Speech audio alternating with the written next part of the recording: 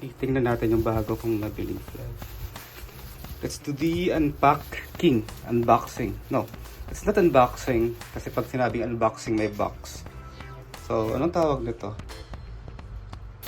Unpack. Okay. Hindi, buksan na lang natin. Wait lang, kukuha muna ako ng gunting. Okay, so sa first layer, meron siyang resibo. Alam nyo na. This is from John Patrick Enterprise. So meron ako dito dalawa. Uy. Wow ah. Daming scotch tape. Wait, ang hirap. Ayun. Isa lang yung bubuksan natin. Oh, wala kaya to. Excited ako. Another scotch tape. Oh. Ito na. Yan. This is my new 3x6 Philippine flag. Okay. Gawa siya ng John Patrick Enterprise. At 3x6 feet made of nylon. Wow. Tingnan nyo guys oh. Dito pa lang 3 stitch na sa ilalim. Yan, buksan natin. Oop! Siyempre, ito yung kanyang label or also known as etiketa. So yung header niya makapal. Pero hindi siya canvas. Tapos ito malayo yung distance ng ng grommet sa edge. Pero ayun. Ganda ng grommet guys. Matibay siya. Tapos pansin nyo, meron siyang parang X dito. Talagang secured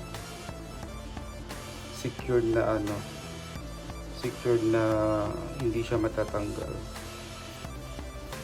Okay, sige, eto, buksan natin sa meron din siyang yung parang tugtong, parang eto yung live. Tapos ito yung kanyang yung pagkatahe, yung sun, yung design. Ayun siya. But parang hindi siya pantay. Ayan, hindi pantay yung hindi perfect yung circle niya. Ayun. Ito siya.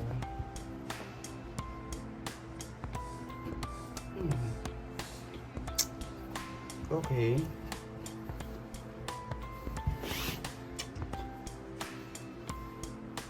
Maganda yung quality ng tela. Maganda yung pagkatahe. Ano pa ba? Kaso lang, ito lang yung concern ko. Ito, kita nyo. Ito lang yung concern ko. Tapos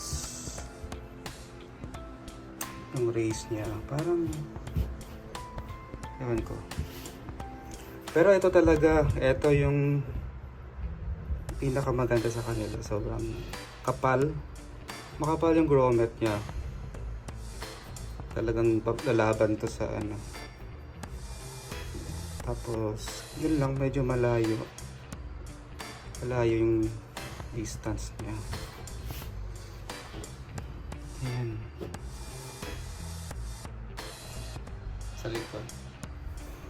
Tapos, ito pala, ito yung sinasabi ko kanina na na tatlo yung niya. Yung stitch niya, tatlong layer. Ayun lang, dalawa yung nabili ko. Dagdag sa collections natin. So, ayun. Ito siya. Yung color, yung anyway, yung shade ng blue is, I think ito yung tamang shade ng royal blue. Compare mo dun sa mga previous na mga flags ko na sobrang dark. I think ito yung tamang shade ng blue.